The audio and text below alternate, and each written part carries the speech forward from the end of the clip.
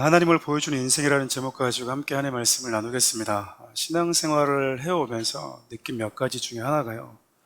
어떤 한 인생, 한 사람, 한 개인에게 어떤 생각과 어떤 사고, 어떤 가치관이 들어가는지에 따라 무엇이 그 사람을 지배하는지에 따라서 한 사람의 인생이 완전히 달라진다는 겁니다.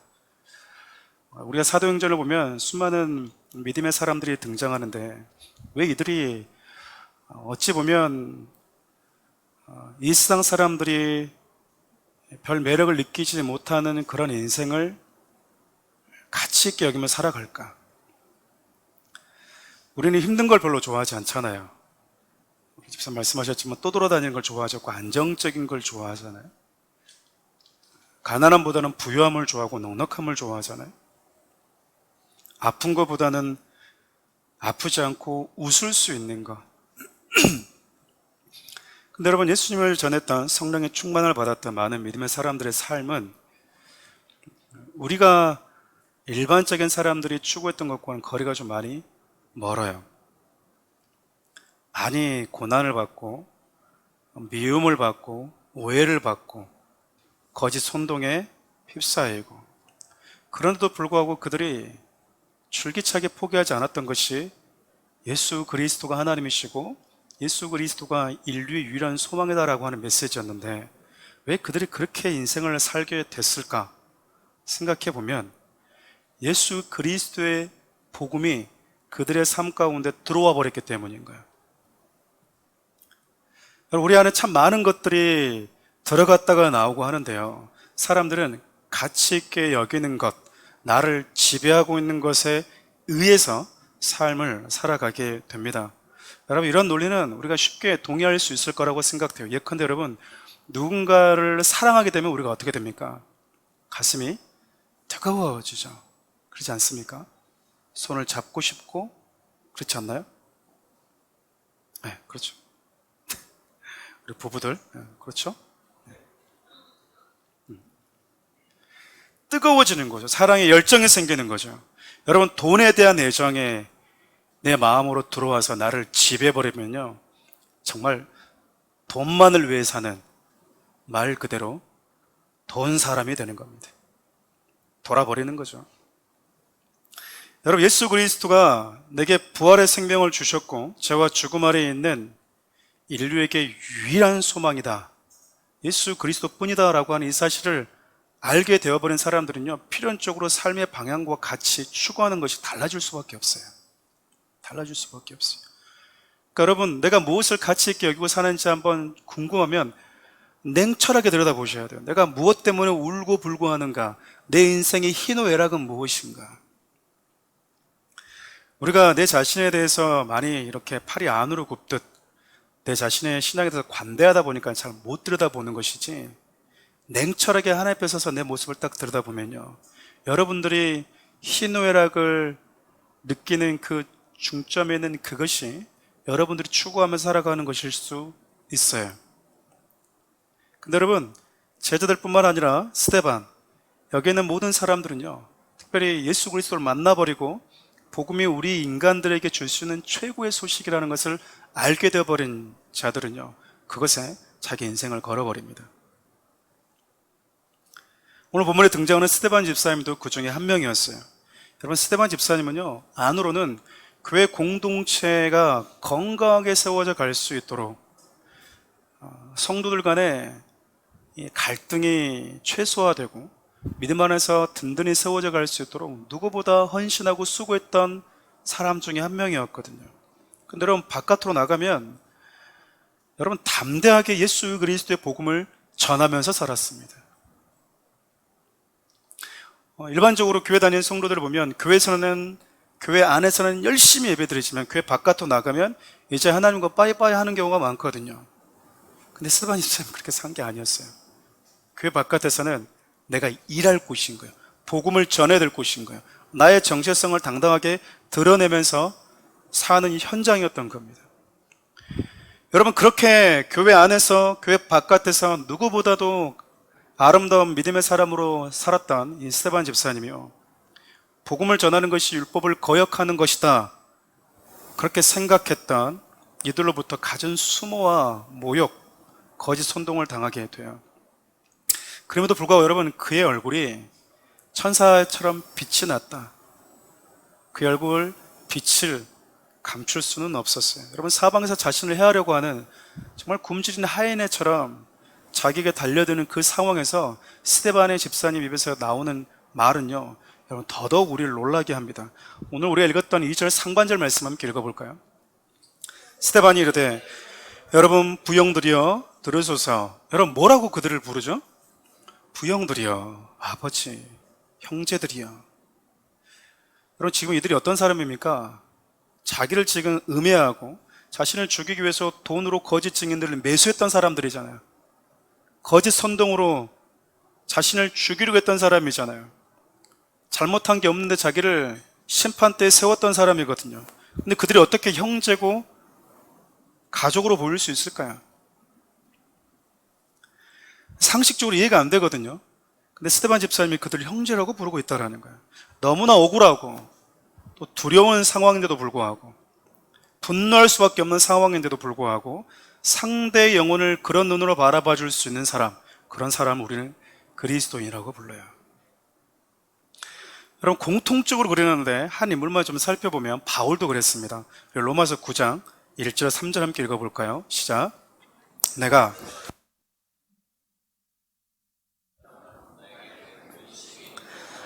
마음이 그치지 않는 고통이 있는 것을 내 양심이 성령 안에서 나와 더불어 증언하느니 나 형제 곧 고륙의 친척을 위하여 내 자신이 저주를 받아 그리스도께서 끊어질지라도 원하는 바로다.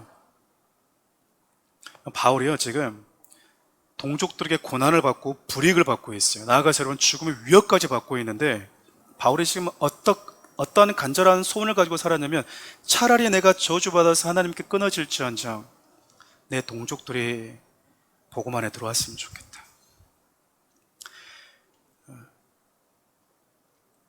구원 받기를 원하십니까? 만약 한 명만 받아야 된다면 여러분이 받았으면 좋겠습니까? 여러분의 아내가 받았으면 좋겠습니까? 참 어려운 질문이죠. 네, 그렇죠. 집에 가서 조용히 물어보십시오. 우리 남자 집사님들은 살기 위해서 2번 생각하지 않고 당신이지 이렇게 얘기할 줄 몰라요. 네. 쉽지 않잖아요. 근데 어떻게 이런 말이 나올 수 있을까?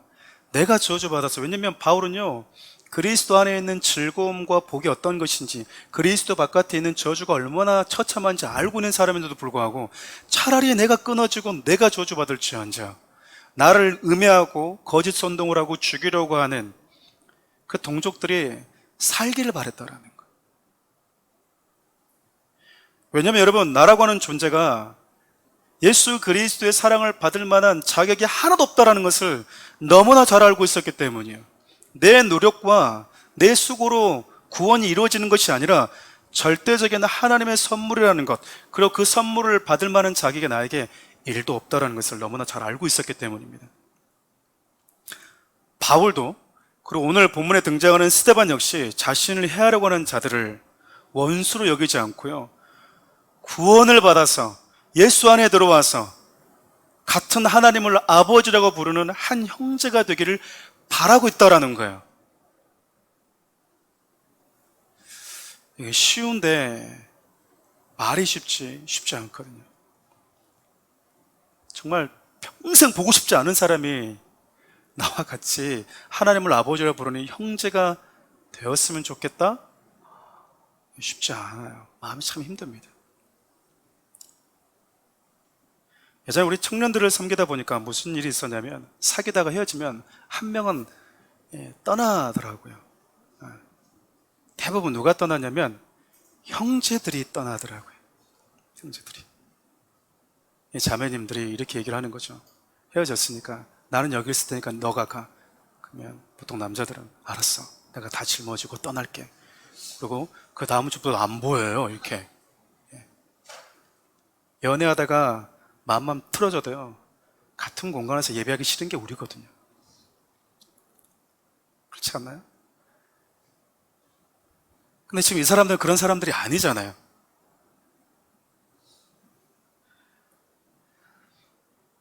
원수들이거든요, 원수들. 여러분, 누군가를 미워하게 되면 내 영혼이 그 미움에 의해서 다치게 되거든요. 사랑해도 닮지만 미워해도 닮기 때문에 그래요. 때문에 누군가에 대한 미움과 증오를 갖게 되면 가장 먼저 영적 데미지를 입는 사람이요, 나예요, 나. 하나님, 여러분 이 사실 너무나 잘 아시기 때문에 원수 갚는 것은 나한테 맡기고 너는 뭐 하라고 얘기하죠? 원수를 위해서 기도해 주어라.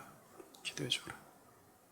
네가 다칠 수 있으니, 네 영혼이 데미지를 입으니, 그 미움이 네 영혼에 침투할 수 있으니 나한테 맡기고 너는 뭐 하라는 거야? 기도하라는 거야. 가끔 이런 말씀을 보면 또 그래요. 네 원수가 네 가족이다 라고 얘기하면 그때부터 남편과 부모님 바라보는 눈빛이 어떻게 바뀔까요? 저것들이 내 원수가 맞았네. 원수가 맞았네. 지금 그 말이 아니잖아요. 그렇잖아요. 하나님은 모든 그리스도인들이 당신의 사랑을 만날 때 전에 내가 그리스도의 원수였다는 것을 보게 해주시거든요. 제가 원수였는데 나는 도저히 안 되겠어. 근데 하나님 앞에 딱 서보니 내가 원수였네, 그분의. 근데 그분이 원수 같은 나를 위해서 당신의 모든 것을 내어 던졌네. 여러분, 이 사랑을 만난 자들을 복음을 만난 자들이라고 이야기하는 거야. 그러니까 여러분, 스데반도 그 복음을 만나버렸으니까 원수와 같은 나를 당신의 모든 것을 내어 던지면서까지 건져주신 그분의 사랑을 만나다 보니까 자기를 죽이려고 하는 이 사람들을 지금 뭐하고 있는 거죠? 부형들이요, 같은 하나님을 아버지로 부르는 형제가 되었으면 좋겠다라고 하는 마음을 가지고 그들을 부르고 있어요. 저는 이런 마음들이 여러분과 저에게 있었으면 좋겠어요. 수준의 차이는 있을지언정 그런 것을 추구하는 성도들이 되었으면 좋겠습니다. 스데반이요, 자신이 전하는 복음에 대해서 해명하기 앞서서 부형들이라고 부른 다음에 또 한 가지 던지고 있는 말이 들으소서라고 당부를 해요. 들으라고 하는 표현은 그냥 들리지 이런 게 아니고요, 듣고 좀 깨달아라라는 뜻이에요. 다시 말하면 너희들이 율법을 읽고 암송하고 가르친다고 하면서 율법에서 말씀하고 있는 분이 누구인지 아직도 모르겠니? 너희들이 율법에 능통한 자라고 말하면서, 율법을 가진 백성이라고 말하면서 그 율법이 무엇을 가르쳐 주기를 원하는지 아직도 깨닫고 있지 못하니? 라고 하는 그 안타까움이 담겨져 있는 표현이거든요. 예수님은요, 율법과 선지자, 구약의 모든 성경에 당신에 대한 내용이라고 말씀하시거든요. 하나만 좀 찾아볼까요? 누가복음 22장 44절입니다. 시작. 또 이르시되 내가 너희와 함께 있을 때 너희에게 말한 바 곧 모세 율법과 선지자의 글과 시편에 나를 가리켜 기록된 모든 것이 이루어져야 하리라 한 말이 이것이라 하시고, 요한복음 5장 39절에서도요, 예수님은요, 우리에게 영생을 주는 성경은 누구도 아닌 예수님 당신에 대한 이야기라고 분명하게 말씀을 하세요. 영생과 예수님을 같은 것으로 말씀하고 표현하고 있는 거죠. 그렇다면 여러분, 성경을 읽으면서 예수 그리스도가 하나님이시고 그분이 우리의 주인이시고 우리를 죄와 죽음에서 건져내기 위해서 죽으시고 부활하신 분이라고 하는 이 사실을 발견하지 못하면 우리도 스데반을 죽이려 했던 자들처럼 복음의 회방자가 될 수도 있다란 말 아니겠습니까? 그러니까 여러분, 성경을 읽는 것, 듣는 것 참 귀하지만 더 중요한 것은 성경을 통해서 예수님이 누구인지를 알고 배우고 깨달아지는 거라는 거예요. 스데반은 아마도 성령의 충만함과 성령의 역사를 통해서 당신은 기록되지 않았던, 신약 성경이 기록되지 않고 구약 성경만 존재했던 그 구약을 보면서 이 기록이 예수님에 대한 이야기구나라고 하는 것이 보여져 버리고 깨달아졌던 거예요. 그래서 우리 부형들도, 백성의 대제사장과 리더십들도 나처럼 성령 받아서 성경에 나와 있는 구약의 율법에 기록되어 있는 그분이 예수님이라는 것을 좀 알기를 바라는 마음으로 제발 들으세요 라고 얘기를 하고 있는 거예요. 사도행전 7장은 스데반의 설교입니다. 이 스데반 집사님이 한 편의 설교가 사도행전 7장에 기록되어 있는데 두 번에 걸쳐서 할 예정이에요. 자신의 설교를 통해서요, 이 스데반이 하나님께서 오랜 역사와 시간 속에서 그리고 많은 믿음의 사람들을 통해서 어떻게 당신의 구원의 역사를 진행해 오셨는지, 그 믿음의 사람들을 통해서 오실 메시아는 어떤 모습을 가지고 오실지를 언급하고 있어요. 먼저 여러분, 하나님의 구원의 역사가 어떻게 시작되었는지를 좀 생각해 보려고 합니다. 먼저 여러분, 하나님의 구원의 역사는요, 하나님의 절대적인 은혜와 의지에서 시작이 되었어요. 하나님의 절대적 은혜와 의지에서. 여러분, 스데반은요, 절망적인 인간에게 찾아와 구원을 주시는 하나님을 이야기하기 위해서 가장 먼저 언급했던 인물이 유대인들이 가장 자랑스러워하는 자신들의 조상이었던 아브라함을 소개하고 있어요. 스데반은요, 히브리인들의 조상이었던 아브라함이 믿음의 조상이 된 것은 그가 처음부터 하나님을 향한 믿음이 있었고 하나님에 대한 지식이 있어서가 아니라 하나님이 일방적으로 그를 찾아가 주셨기 때문에 시작되었다라고 말합니다. 우리 본문 7장 2절 하반절 함께 읽어볼까요? 4절까지 시작. 우리 조상 아브라함이 하란에 있기 전 메소포타미에 있을 때에 영광의 하나님이 그에게 보여 이르시되 내 고향과 친척을 떠나 내가 내게 보일 땅으로 가라 하시니 아브라함이 갈대아 사람의 땅을 떠나 하란에 거하다가 그의 아버지가 죽음에 하나님이 그를 거기서 너희 지금 사는 이 땅으로 옮기셨느니라. 여러분, 저 말씀을 자세히 보면요, 우리는 아브라함이 처음부터 믿음이 있었던 것처럼, 우리 여름 캠프 주제가 나는 믿음의 사람, 그러면서 아브라함을 소개하거든요. 아브라함의 믿음을 담자.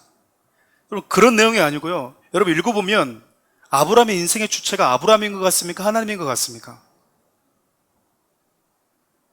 찾아오셨고 보여주시고 인도하시고 옮기셨다. 주체가 누구예요? 하나님이십니다.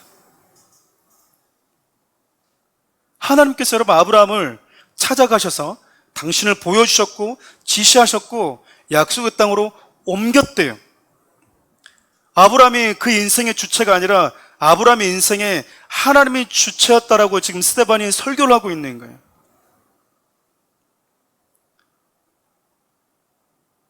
하나님은 여러분 갈대우리에서 아버지 데라와 함께 우상을 만들고 그것을 가업으로 여기며 살던 아브라함을 찾아가셨습니다. 이 말은 여러분, 하나님께서 아브라함을 찾아가지 않으셨다면 그는 여전히 우상을 만들다가 팔다가 인생 그렇게 끝냈을 자였다라는 거예요.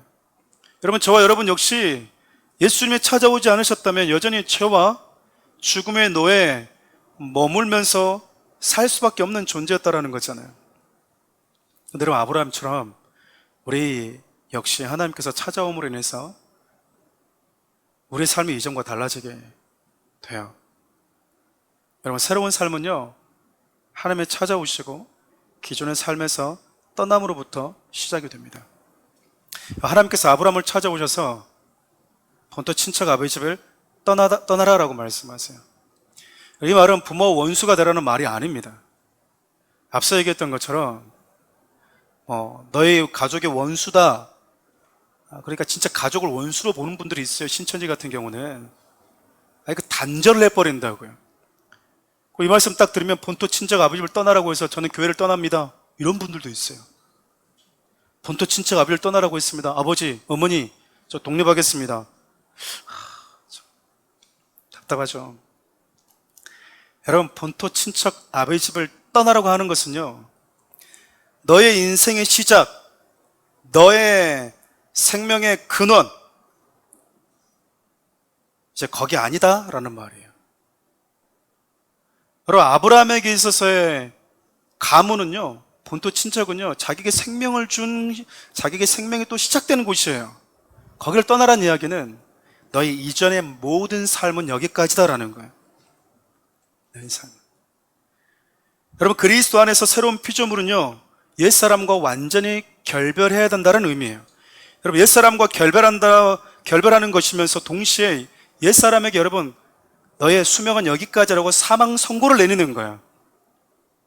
내가 생명으로 생각했던 것, 내가 생명의 근원으로 생각했던 것, 내가 보호라고 생각했던 것, 내 삶의 시작이자 근원으로 생각했던 것에 대한 사망 선고를 내리라는 거예요. 하나님께서 여러분 아브라함에게 할례를 명하신 이유도 바로 그것 때문입니다. 오늘 보면 8절 읽어볼까요? 할례 언약을 아브라함에게 주셨더니 그가 이삭을 낳아 여드레 만에 할례를 행하고 이삭이 야곱이 우리 12조상을 낳으니라. 할례는요, 남자 생식기에 포피를 잘라내는 의식이거든요. 이 의식의 의미는 이거예요. 더 이상 나에게는 생명을 줄 수 있는 씨가 없습니다. 나는 또 다른 생명을 줄 수 있는 줄 수 없는, 또 다른 생명을 줄 수 없는 죽은 몸이 되어버렸습니다. 자기 몸에다가 여러분 사망 선고를 내리는 거예요. 하나님, 나는 여기까지입니다. 내가 당신 만나기 전에 살아왔던 나의 모든 생명, 모든 삶 여기까지입니다라고 사망 선고를 내리는 의식이요, 할례라고요. 그러니까 여러분, 하나님이 찾아오시는 시간은 감정적으로 회피하고 그런 게 아니라 하나님 없이 살았던 나 옛사람과 완전히 단절이, 이별이 되는 날인 거예요.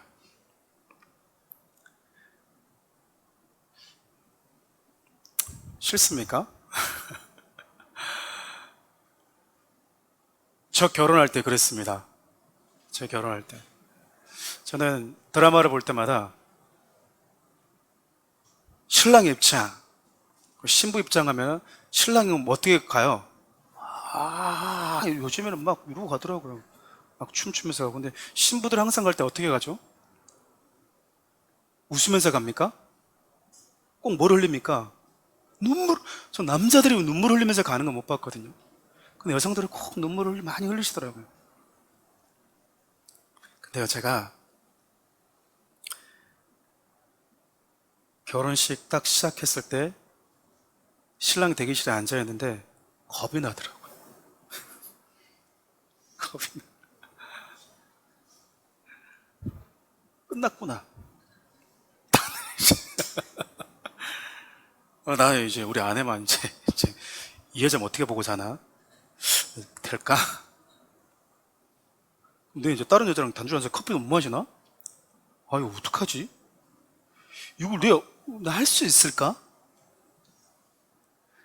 여러분, 남자분들 그런 두려움 없었습니까? 잘 숙달된 조교들이 있어서 평안하게 살고 있는 것 같아서 너무 다행입니다. 저는 처음에는 긴장이 되더라고요. 뭔가 이렇게 끝났다라고 하는 이 마음이 심장을 푹 이렇게 내려앉게 만들더라고요. 새로운 가정을 시작하는 그 과정 속에서 뭔가가 덜커덩 내려앉아서 떨어진 느낌. 이제 내 인생은 내가 아닌 같이 가는 거구나. 같이 가는 거구나. 이제 나의 화려했던 현이 오빠 했던 그 모든 시간은 이제는 안녕. 이제는 안녕. 새벽에도 오빠 전화 왔던 것과 다 이제 뭐 하는 겁니까? 다.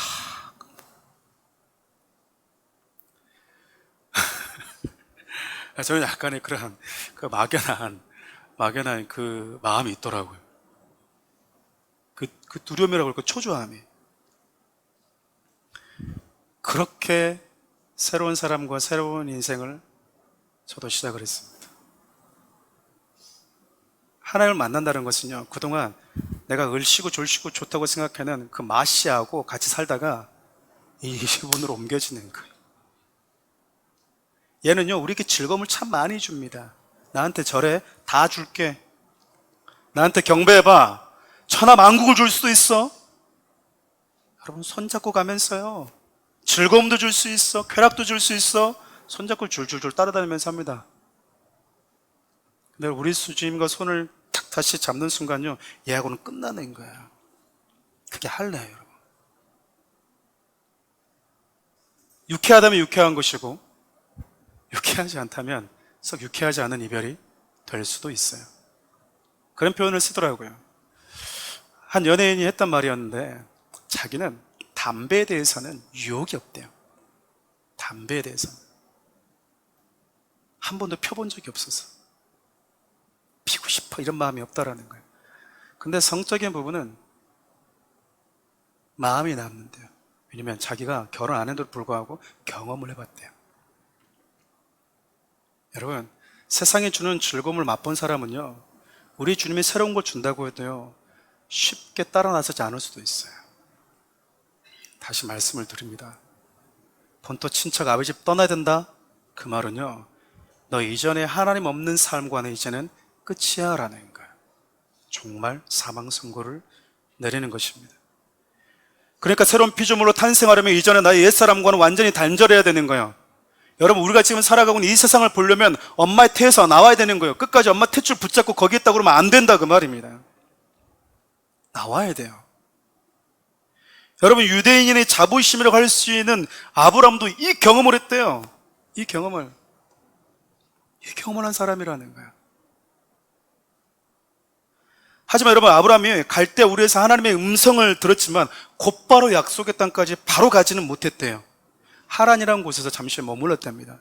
여러 가지 이유가 있었겠죠. 하나님 말씀하셨지만 성경을 보면 자기 혼자 떠난 게 아니라 아버지 데려와 조카 롯이 함께 움직여요. 이 말은 그 여정에 떠나기는 떠났지만 자기 인생의 여정의 주도권을 자기가 쥐고 있는 게 아니라 아버지가 쥐고 있었을 가능성을 배제할 수 없는 거예요.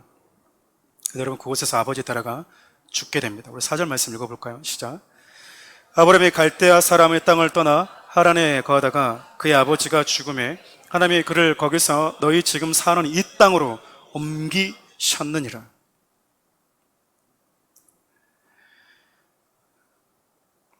떠났는데 하나님이 이 땅으로 뭐 하셨대요? 옮기셨대요. 가라 그러는데 하란에서 머물고 있는 그에게 하나님이 또 찾아가신 거예요. 믿음의 여정을 시작했지만 곧바로 약속의 땅까지 끝까지 가지 못하고 중간에 머뭇머뭇거리고 몇 년이고 그곳에서 터잡고 살고 있던 아브라함에게 하나님이 또다시 찾아가셨다라는 거예요. 안 되니까 뭐 했대? 아예 그냥 들어서 옮겨버렸다라는 거죠.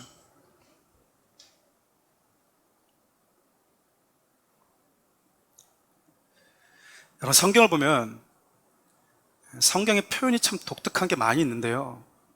여러분, 하나님이 옮기셨어요? 아니면 아브라함이 걸어왔을까요? 어려운 질문인가요? 걸어왔을 거 아닙니까? 근데 성경은 뭐라고 얘기하죠? 옮기셨대요. 옮기셨대요.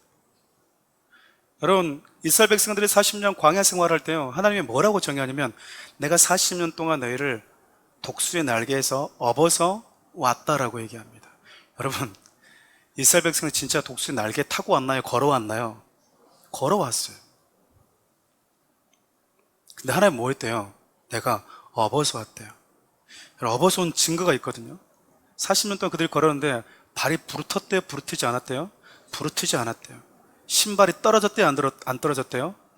조선 나이키 신고 온 게 아니에요. 네? 샌들 신고 찌를 신고 왔는데 그것도 떨어지지 않았대요. 저 같은 사람은 별로 안 좋을 것 같아요.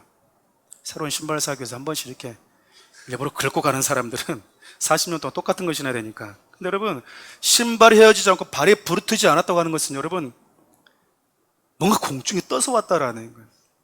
하나님의 정의입니다, 이게. 여러분, 우리는 지금 아브라함이 믿음의 사람이야, 아브라함 믿음의 조상이야 라고 얘기하는데 지금 스데반이 뭘 건드리고 있는 거냐면 아브라함 믿음의 조상 아니었어.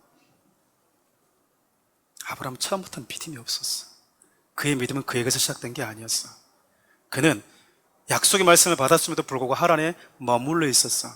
아버지가 죽을 때까지 거기 있었어. 하나님에 가서 옮기지 않으면 끌어오지 못할 정도의 사람이었어. 이스라엘 백성들에게서 건드리지 말아야 될 사람 세 사람이 있는데 하나는 아브라함이고요, 하나는 모세고 하나는 다윗이에요. 근데 지금 그걸 건드리고 있는 거예요. 여러분, 결과는 뻔하겠죠? 스데반 어떻게 될까요? 죽어요. 감히 네가 우리 조상을 건드려? 당군은 설하잖아요. 근데 당군만 깨도 뭐예요? 난리가 나잖아요.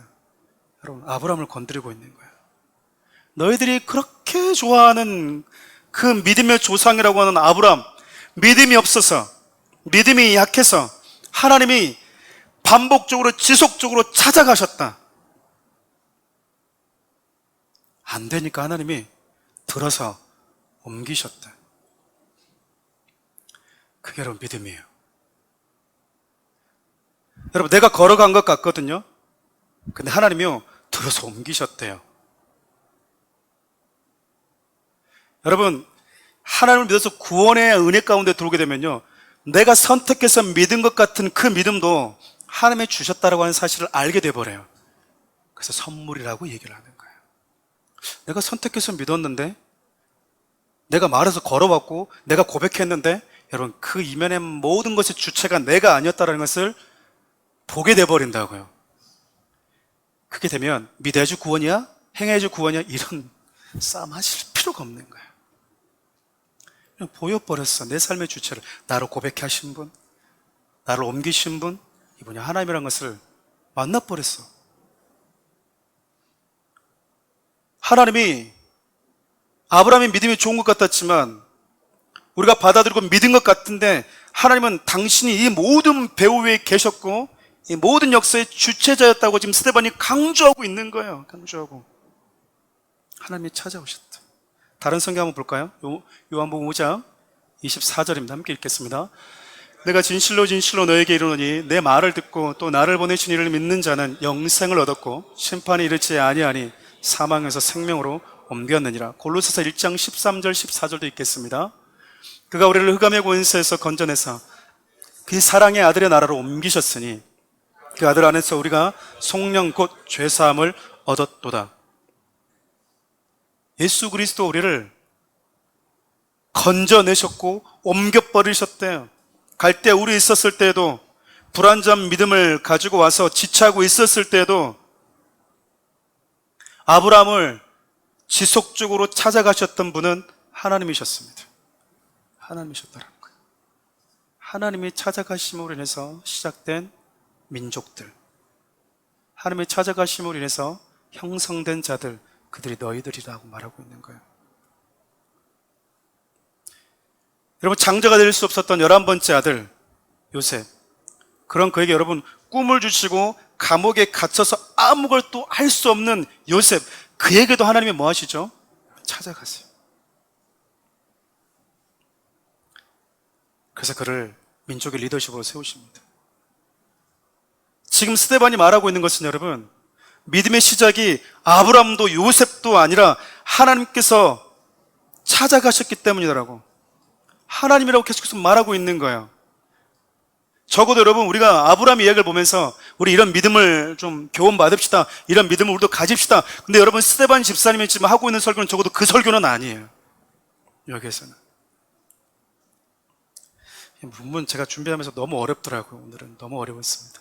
내용도 너무 많아가지고 방향성을 어떻게 잡아야 될지, 아침까지 계속 차 타고 오면서 원고를 또 다 수정하고. 왜 스데반이 이 설교를 했을까? 왜 아브라함을 알고 있는 유대인들에게 너희들 좀 믿음 좀 배워, 아브라함 믿음 좀 가져, 지금 이 얘기 하려고 할까? 요셉의 믿음 좀 배워라, 얼마나 잘 견뎠는지, 그럼 복 줄 거야, 지금 이 얘기 하려고 지금 이 얘기를 하고 있다라는 게 아니에요.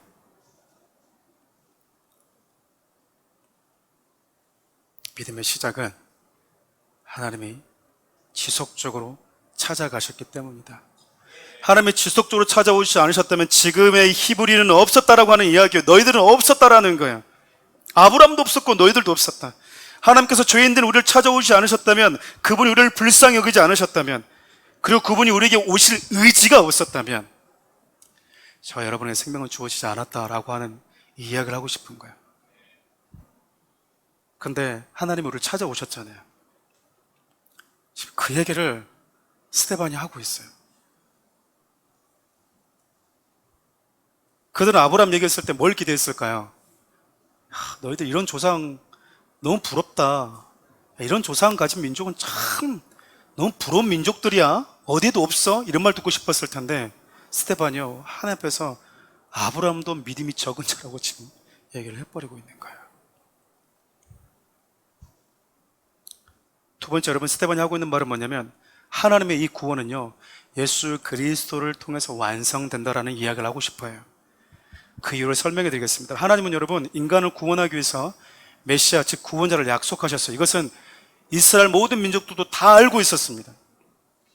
근데 문제는 유대인들이 메시아를 보내줄 거라고 하는 하나님의 약속은 알고 있었는데 그분이 예수님이라고 하는 것은요, 알아보지 못했어요. 근데 스데반이 아브라함 이야기, 요셉 이야기를 통해서 그분이 우리를 구원하기 위해서 보내주겠다고 하셨던 그 메시아가 이분이다라고 지금 말하고 있는 거예요. 특별히 여러분, 그들이 겪었던 사건들은 예수님을 생각나게 해줍니다. 우리 7장 본문 7장 5절 함께 읽어볼까요? 그러나 여기서 발붙일 만한 땅도 유업으로 주지 아니하시고 다만 이 땅을 아직 자식도 없는 그와 그 후손에게 소유로 주신다고 약속하셨으며, 여러분, 하나님께서 찾아오셨어요. 그분의 말씀에 따라서 움직였어요. 근데 정작 발붙일 만한 땅도 없었대요. 표준 성경을 보면 어떻게 기록되어 있냐면요, 손바닥만한 땅도 그에게 주지 않았다라고 기록해요. 하나님이 아브라함을 통해서 새로운 생명을, 새로운 민족을 시작하겠다라고 그랬는데, 그래서 가라고 했는데 그 약속의 땅에 딱 가니까 자기 땅이 하나도 없었대요. 그리고 뭐도 없었어요. 민족을 시작하려면 뭘 줘야 됩니까? 자식을 줘야 되는데 자식도 주지 않으면서 하늘의 별과 바다의 모래같이 많은 민족을 약속하셨어요. 근데 아브라함이요, 하나님을 하나하나 경험하면서 하나님의 이 모든 말씀이 자기에게 이루어질 거라고 받아들인 거예요. 여러분, 지금 이 얘기는 아브라함이 그랬구나라는 게 아니고요, 우리 예수님에 대해서 이야기를 하고 있는 거예요. 예수님 역시 여러분 우리를 구원하시기 위해서 이 땅에 오셨는데 아무도 그를 알아보지 못했습니다. 이 땅의 주인이 오셨는데, 세상의 주인이 오셨는데 마치 낯선 땅에 온 것처럼 세상에요, 예수님을 이방인 취급했고 거부하고 죽였어요. 외인처럼 생각했다고요. 하나님이 그 땅은 너희 땅이야, 내가 너에게 줄 땅이야, 내 거야 라고 해서 왔는데 손바닥만한 땅도 없었다잖아요. 내가 너를 통해서 세상에는 없는 나의 민족, 나의 백성을 시작할 거야, 거룩하고 구별된 내 민족을, 내 나라를 시작할 거야 그러는데 자식도 없었대요.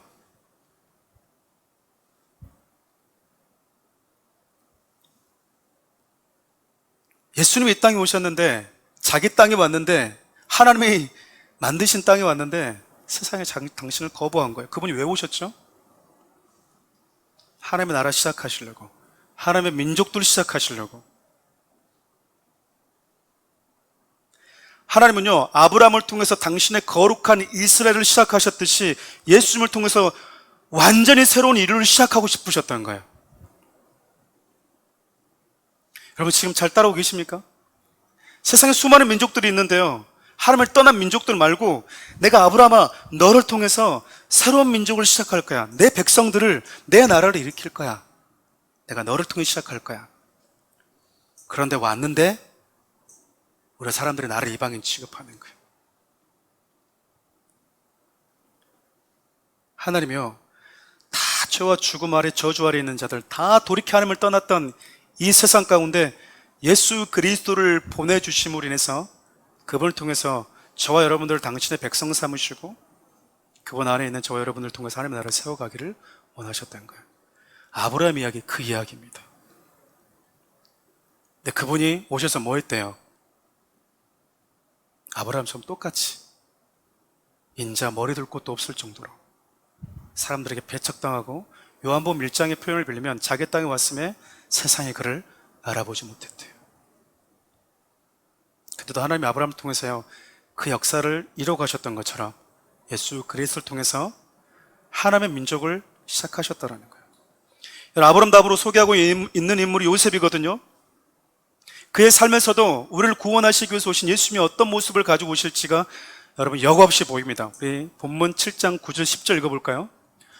여러 조상이 요셉을 시기하여 애굽에 팔았더니 하나님이 그와 함께 계셔 그 모든 환난에서 건져내사 애굽 왕 바로 앞에서 은총과 지혜를 주심에 바로가 그를 애굽과 자기 온 집의 통치자로 세웠느니라. 하나님이 요셉을 통해서 기근으로 멸망당할 뻔했던 세상을 보호하고 지키셨거든요. 그리고 예수 그리스도가 태어날 야곱의 가족들의 생명을 보호하셨습니다. 그런데 여러분, 이런 구원의 역사를 이루기 위해서 요셉이 겪었던 게 뭔지 아십니까? 형제들로부터 시기심과 증오, 버림받은 팔림이었어요. 요셉은 여러분 충성되게 산 것밖에 없잖아요. 하루는 여러분 집주인 아줌마가 뭐 했어요? 유혹했다고요. 주인 아주머니가 와가지고. 근데 그 유혹에 넘어가지 않고 자기를 성결하게 지켰던 사람입니다. 그렇게 거룩하고 성결하게 살았는데 그 결과가 뭐죠? 감옥이었어요. 여러분, 권선징악은요, 하나님의 나라 가서 우리가 받는 결과물이에요. 예수 잘 믿으니까 이거 돼야 되겠지?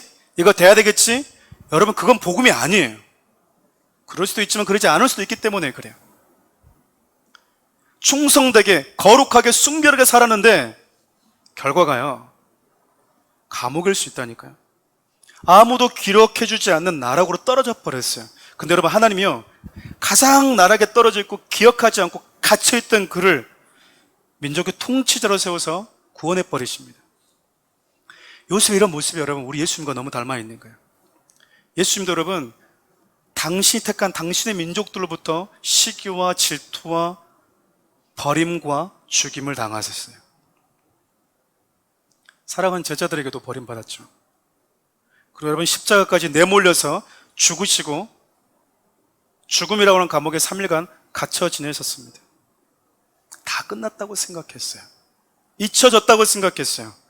근데 예수님이 부활하십니다. 모든 만물의 주가 되시고 모든 만물의 생명을 주시는 부활 생명을 가지신 유일한 분으로 다시 우리 곁으로 와버린 거예요. 요셉이 온 나라의 가장 높은 통치자가 되어서 구원하셨듯, 감옥에 있던 그 밑바닥에 있던 그 인생을 하나님이 들어서 민족을 살리는 자로 만드셨듯, 감옥에 갇혀있던, 죽음에 갇혀있을 것 같은 그 예수 그리스도를 가장 높은 곳에 세우셔서 모든 민족을 구원하는 자로 만들어버리셨다라는 거예요. 여러분, 우리 빌립보서 2장 8절 11절 너무 잘나 보이는데 한번 읽어볼까요? 사람의 모양으로 나타나사 자기를 낮추시고 죽기까지 복종하셨으니 곧 십자가에 죽으심이라.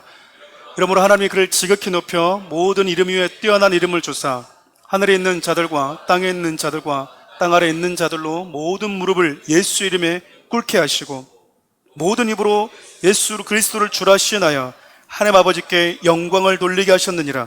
요셉은 여러분, 감옥에 갇혀서 그렇게 끝난 줄 알았어요. 그렇게 잊혀질 거라고 생각했습니다. 모든 사람들이 요셉은 기억하지도 않았어요. 우리 예수님도 무덤에 갇혀 있을 때 그렇게 잊혀질 거라고 생각했어요. 근데 예수님은 죽음이라고 하는 가장 낮은 곳에서 모든 만물보다 지극히 뛰어나고 높은 분으로 부활하십니다. 여러분, 가장 낮은 곳에 죄와 죽음의 저주 가운데 있는 저와 여러분들요, 살리시는 유일한 생명이 되어주셨어요. 여러분, 이런 반복된 패턴을 통해서 스데반이 결국 하고 싶은 메시지가 뭐라고 생각하십니까? 잘 견뎌. 그러면 너 성공하게 해줄 거야. 믿음을 잘 지켜봐. 형통하게 해줄 거야. 지금 그 얘기하고 있는 건가요? 복음 앞에서 여러분, 이것은요, 아무것도 아니에요. 반복된 패턴을 통해서 지금 스데반 집사님이 하고 싶었던 메시지는, 유대인들아, 너희들이 그렇게 자랑스러워하는 아브라함의 이야기를 읽고 요셉의 이야기를 읽고도 성경에서 우리에게 보내주겠다고 했던 메시아가 그분인 줄 아직도 모르겠느냐?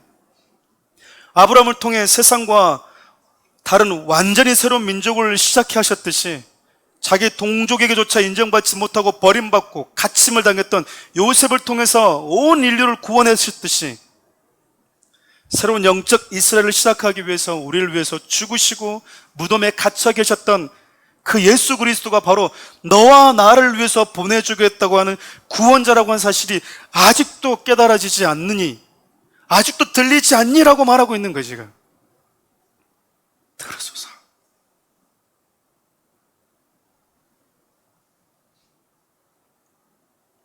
우리가 접근했던 아브라함의 이야기와 우리가 일반적으로 접근했던 요셉 이야기가 너무 다른 거예요. 말씀 마무리하려고 합니다.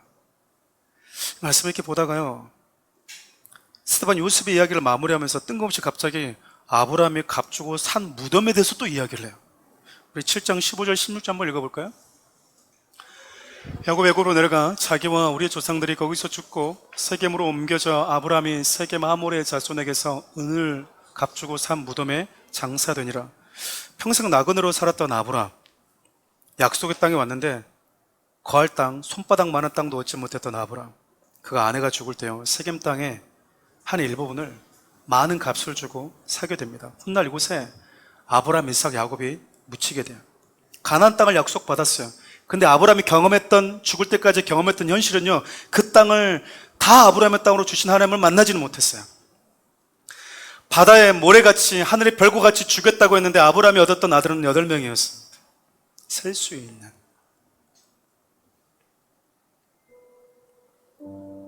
근데요, 아브라함이 하나님이 나를 통해서 행하실 그 구원에 대한 그 믿음을요, 돈을 주고 이 땅에 땅을 사면서 표현해요. 내가 지금 이방인인데, 외국인인데, 너희들 일시적으로 어떤 나라의 노예로 살 것인데, 하나님이 시작한 이스라엘아, 너희들은 아비가 있다. 너희들은 돌아갈 집이 있다.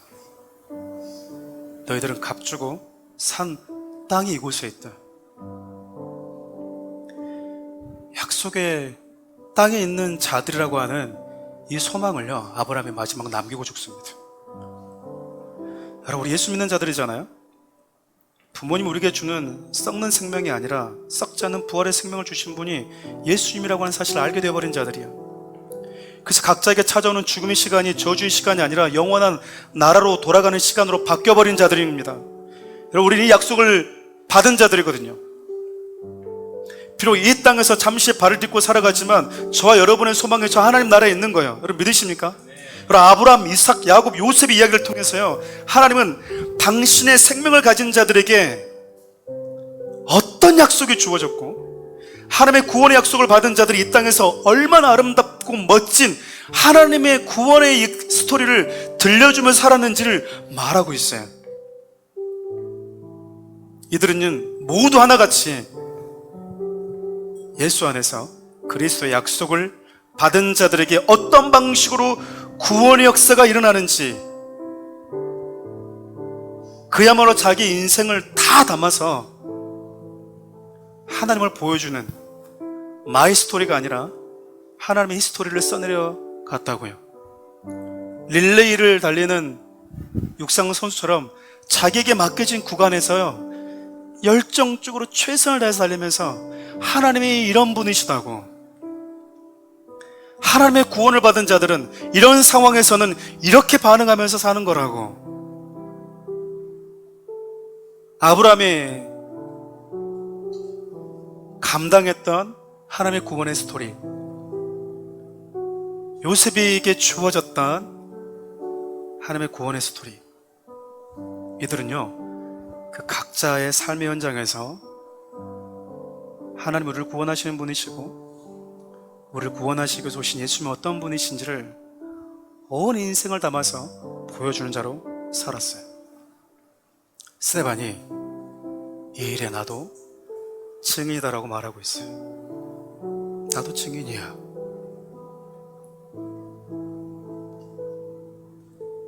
아무것도 보이지 않는 것 같은 상황에서도 하나님 일하고 계시고 하나님의 구원은 진행되고 있다고. 하나님이요, 마지막 이 설교를 내 민족, 내 동포들에게 쏟아내면서 눈물로, 탄식으로 통곡하면서 내 부형들이여, 내 부형들이여, 하나님의 원수, 그리스도의 원수로 그분 앞에 서지 말고 너희들이 좋아하는 그 아브람처럼, 요셉처럼 여러분의 삶에서 예수 그리스도가 보여지고 예수의 구원의 생명을 가진 자들은 어떻게 삶을 살아내야 되는지 그것을 보여주는 자로 살아가라고 애타게 지금 목 놓아서 설교하고 있는 겁니다. 사랑하는 우리 성도 여러분, 여러분 삶의 가치는 무엇입니까? 이 땅에 많은 사람들은요, 좀 더 편하고 좀 더 많이 벌고 좀 더 높은 권력을 가지는 것을 목표로 삼고 살아가고 있는 것 같아요. 그것을 가치 있게 여기는 것이죠. 근데 여러분, 그리스도인 저와 여러분은요, 온 인생을 담아서 하나님을 보여주는 자로 살았으면 좋겠어요.